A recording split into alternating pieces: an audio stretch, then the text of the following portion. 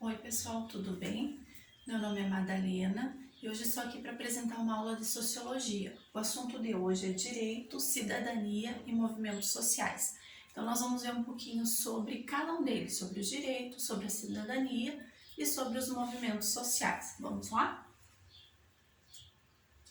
Direito, então. Conforme a Revolução Francesa de 1789, os direitos são baseados nos princípios da liberdade e da igualdade. Então, eles foram declarados universais, ou seja, para todos os seres humanos, de todo o planeta. Então, os documentos originados da Revolução Francesa e da independência dos Estados Unidos, são a base da Declaração Universal dos Direitos Humanos, da Organização das Nações Unidas, então criadas em 1948.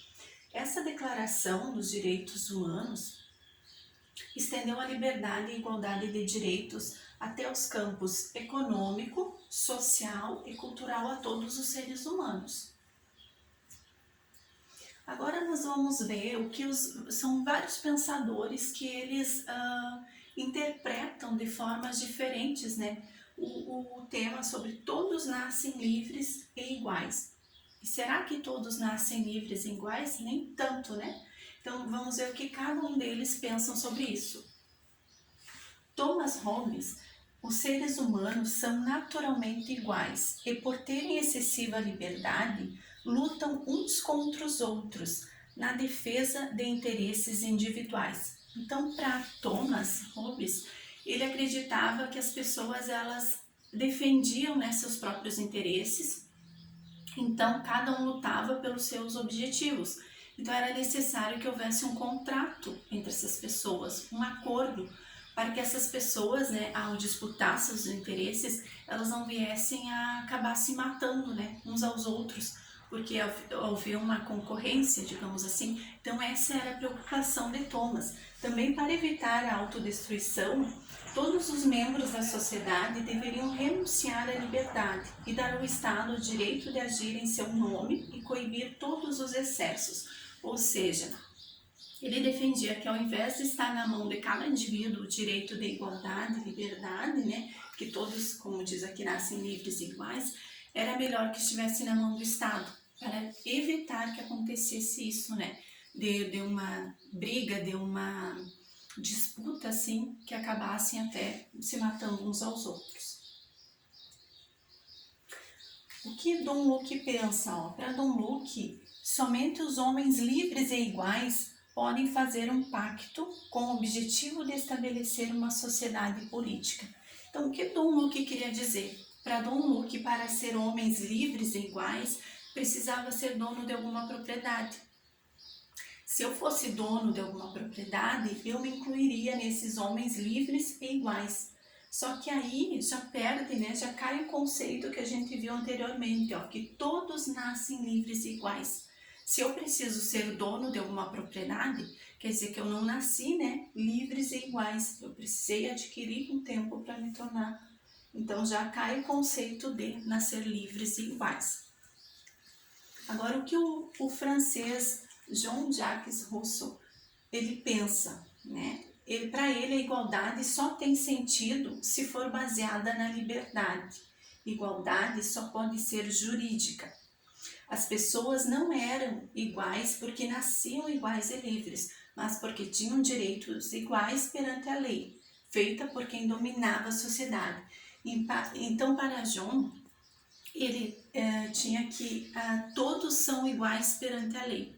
Só que a lei, era feita pelas pessoas que dominavam a sociedade. Então a lei era feita, como lhe melhor lhes parecia, Então também já não procede ao conceito de todos nascerem livres e iguais. Então nós vamos passar agora a falar um pouquinho sobre cidadania. Então a palavra cidadania, quando a gente olha assim, já reflete a ideia de cidade, do indivíduo que vive na cidade. Vem do latim, o termo tem origem na palavra civita, espécie de coletivo de cidadãos, os quais formam o Estado, o governo ou pátria. O conceito mais comum então de cidadania diz respeito ao sujeito que cumpre seus deveres e contribui para a sociedade. Então, resumindo, né, o significado, o conceito mais comum de cidadania é o sujeito que vive, né, numa sociedade cumprindo os seus deveres, as suas obrigações. Ser cidadão é um indivíduo, se cidadão é um indivíduo que mora na polis e precisa ser reconhecido como tal, então, na antiga Atenas, para ser então considerado um cidadão, ele precisava ser homens livres, maiores de 18 anos e nascido em Atenas. Só assim ele era considerado um cidadão, né? Sendo homem livre, maior de 18 anos e nascido em Atenas. Na contemporaneidade, cidadão diz respeito ao indivíduo que é reconhecido formalmente pelo Estado, então tão somente pelo registro de nascimento. Então, tendo o registro de nascimento, é considerado um cidadão da sociedade. O conceito de cidadania estava intrinsecamente relacionado tão somente a deveres. Então, como antigamente não se falava nem se tinha os direitos, né? As pessoas elas viviam cumprindo obrigatoriamente, né, todos os seus deveres. E quando surgiu os direitos, as pessoas nem tinham conhecimento dos seus direitos, então elas pensavam, procuravam cumprir os seus deveres.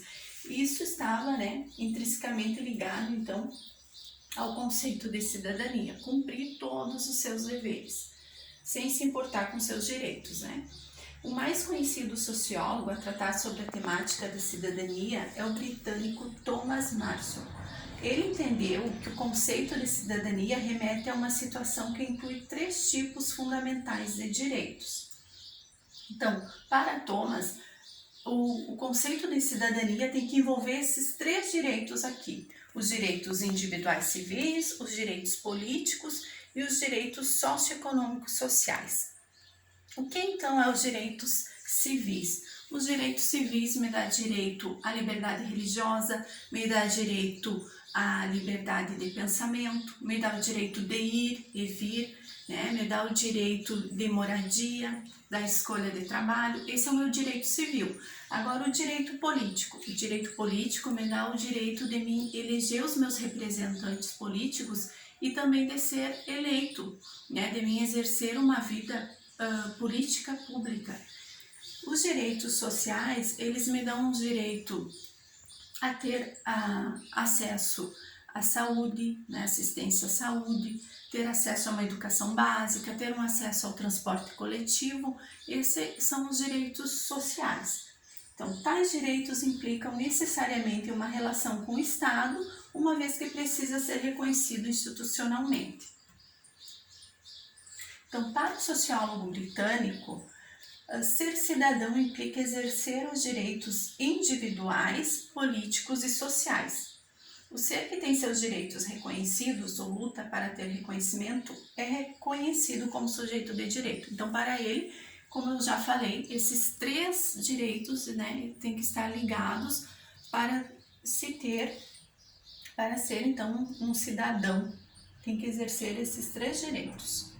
No imaginário social, cidadão estaria muito mais ligado à ideia de cumprir deveres do de lutar por direitos, o que remete à ideia de cidadania mais primitivas, que foi o que a gente já comentou, né? Que se pensava somente em viver cumprindo seus deveres, não se pensava nos seus direitos. A transgressão e a desobediência civil foram os grandes protagonistas de grandes lutas cidadãs, o que inviabiliza usar o termo cidadania tão somente como cumprir seus deveres e lutar pelos seus direitos. Então, muitas transgressões, desobediências, né, foram como os movimentos, que em seguida a gente vai entrar neles, os movimentos sociais, eles